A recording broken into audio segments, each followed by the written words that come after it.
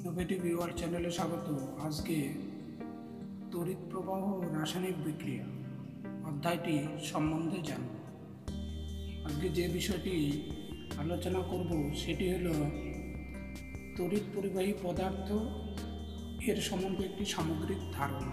তড়িৎ পরিবাহী পদার্থ, তাহলে তড়িৎ পরিবাহী পদার্থ বলতে আমরা কি বুঝি? প্রথমেই আসি তড়িৎ পরিবাহী পদার্থ। তড়িৎ পরিবাহী পদার্থ কোনগুলো? যেসব পদার্থের মধ্য দিয়ে অতি সহজেই তড়িৎ পরিবাহিত হতে পারে।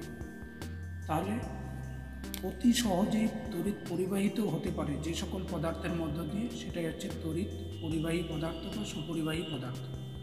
যেমন উদাহরণ হিসেবে বলতে পারি বিভিন্ন প্রকার ধাতুগুলো, তারপরে অ্যাসিড, লবণ ইত্যাদি হচ্ছে কি তড়িৎ সুপরিবাহী পদার্থ। এবার আসি কুপরিবাহী পদার্থ। তাহলে কুপরিবাহী পদার্থ কি? যেসব পদার্থের মধ্য দিয়ে তড়িৎ প্রবাহিত হতে পারে না তাদের বলবো আমরা তড়িৎ কুপরিবাহী পদার্থ। যেমন কি কাঠ, কাঁচ, রাবার ইত্যাদি, এগুলো হচ্ছে কি তড়িৎ কুপরিবাহী পদার্থ। তাহলে এটুকু আমরা জানি। এখন পরিবাহী পরিবাহী পরিবাহী পদার্থগুলোকে মোটামুটি দুটি ভাগে বিভক্ত করছি।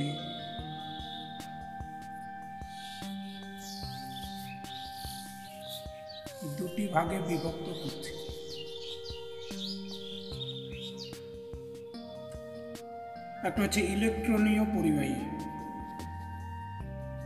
ইলেকট্রনীয়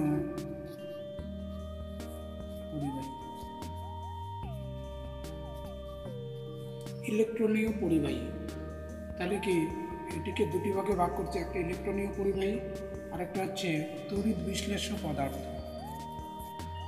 তড়িৎ বিশ্লেষ্য পদার্থ।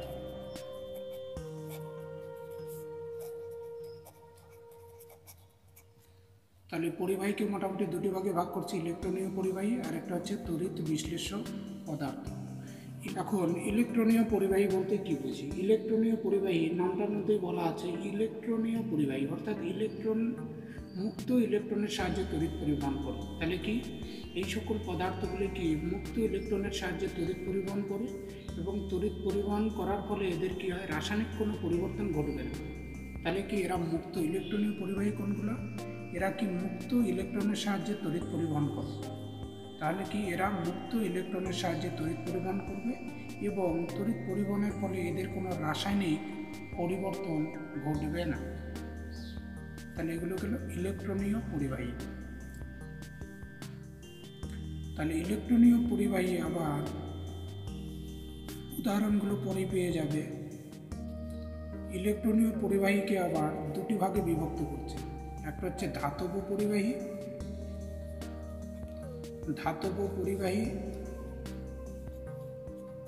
আর একটা হচ্ছে অধাতব পরিবাহী।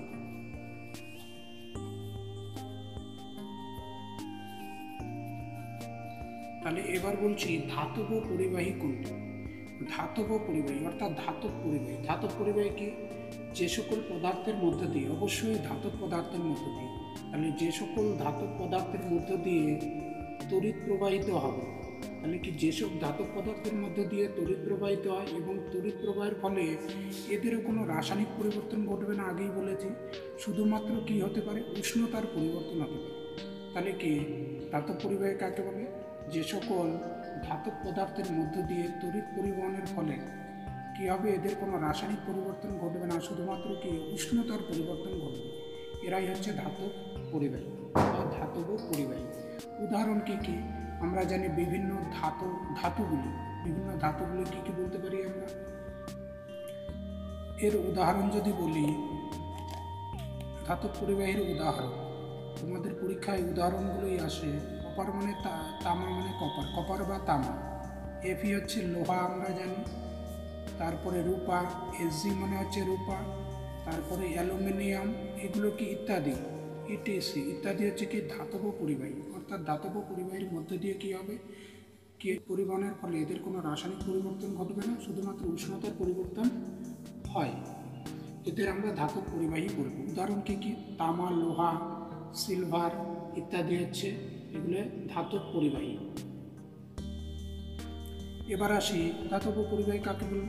যেসব অধাতব পদার্থের মধ্যে দিয়ে তড়িৎ প্রবাহিত হয় এবং তড়িৎ প্রবাহের ফলে কোনো রাসায়নিক পরিবর্তন ঘটবে না, শুধুমাত্র উষ্ণতার পরিবর্তন ঘটবে, সেগুলোই হচ্ছে অধাতব পরিবাহী।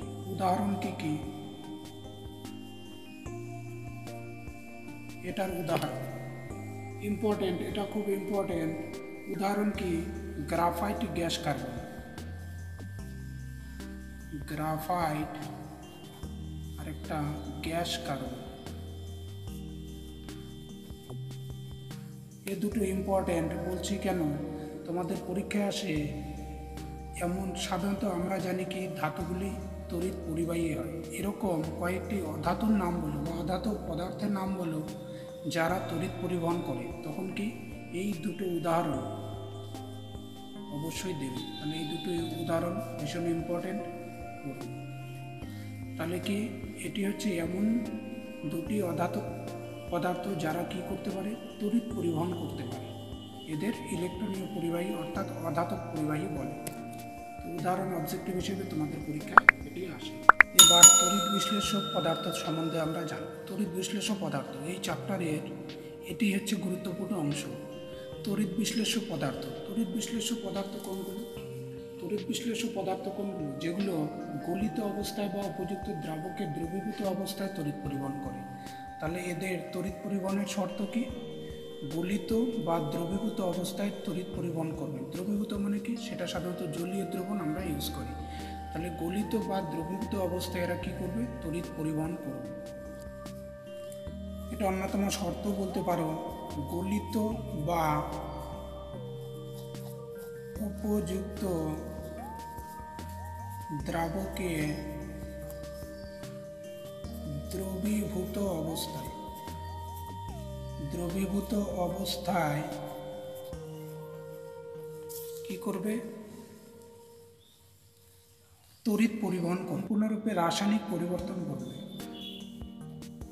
রাসায়নিক পরিবর্তন ঘটবে। সম্পূর্ণরূপে রাসায়নিক পরিবর্তন ঘটবে।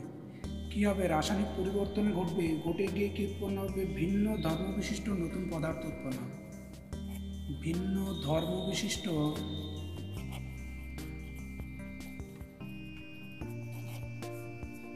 নতুন পদার্থ উৎপন্ন হবে।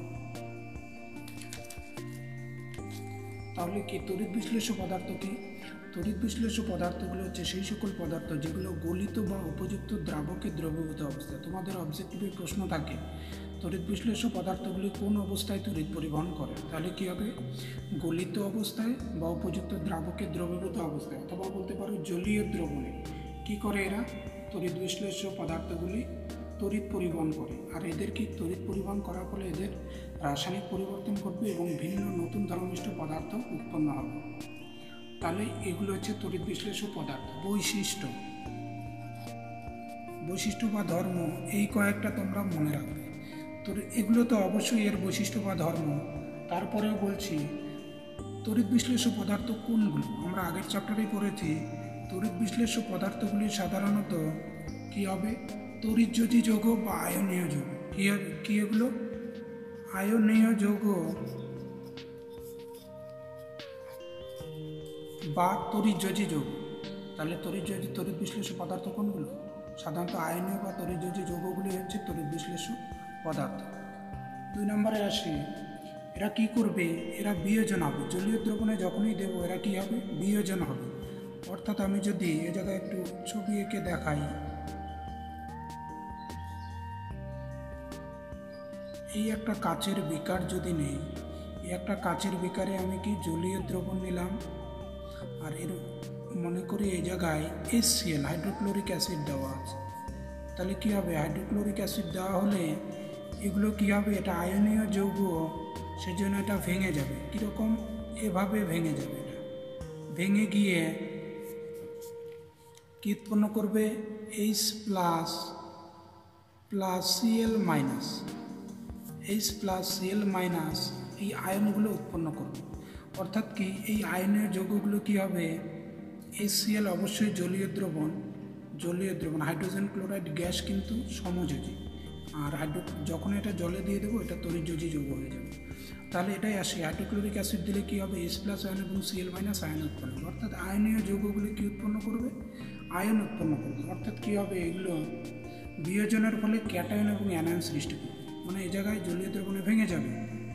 তাহলে বিয়োজনে কী হবে, ক্যাটায়ন ও অ্যানায়ন সৃষ্টি হবে। তাহলে আয়নীয় যৌগ, এটা কি বিয়োজনে ক্যাটায়ন এবং অ্যানায়ন, ক্যাটায়ন কোনটা, ক্যাটায়ন হচ্ছে এটি, অ্যানায়ন হচ্ছে এটি, ক্যাটায়ন এবং অ্যানায়ন উৎপন্ন হবে। এবং এই ক্যাটায়ন এবং অ্যানায়নগুলো কী করবে, তড়িৎ পরিবহন করবে। তাহলে কি এরা কি করে, মেনলি এই আয়নগুলি কি করে, তড়িৎ পরিবহন করে। তাহলে কি বিভিন্ন আয়নগুলি, ক্যাটায়ন আর অ্যানায়নগুলো কি করে, আয়নগুলি তড়িৎ পরিবহন করে,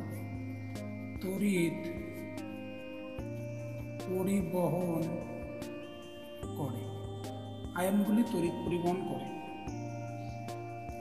আরেকটা মনে রাখবে, এই আয়নিক ভবন, এই যে বিভিন্ন আয়নে বিভক্ত হচ্ছে, এই প্রক্রিয়াটাকে কি বলছি আমি, আয়নিক ভবন উষ্ণতা বৃদ্ধিতে বৃদ্ধি পায়। আয়নিক ভবন কী হবে, উষ্ণতা বৃদ্ধিতে বৃদ্ধি পাবে। আর সামারাইজ যদি করি, গলিত বা উপযুক্ত দ্রাবকে দ্রবীত অবস্থায় এরা তড়িৎ পরিবহন করবে, রাসায়নিক পরিবর্তন করবে, এদের মধ্যে বিভিন্ন ধর্মিষ্ঠ তড়িৎ পরিবহনের ফলে কী হবে, ভিন্ন ধর্মিষ্ঠ নতুন পদার্থ উৎপন্ন করবে। আর বৈশিষ্ট্য কী, এগুলো সাধারণত আয়নীয় যৌগ, বিয়োজনের ফলে ক্যাটায়ন আয়ন সৃষ্টি হবে, আয়নগুলি তড়িৎ পরিবহন করে, আর আয়নিক ভবন কী হবে, উষ্ণতা বৃদ্ধিতে বৃদ্ধি পাবে।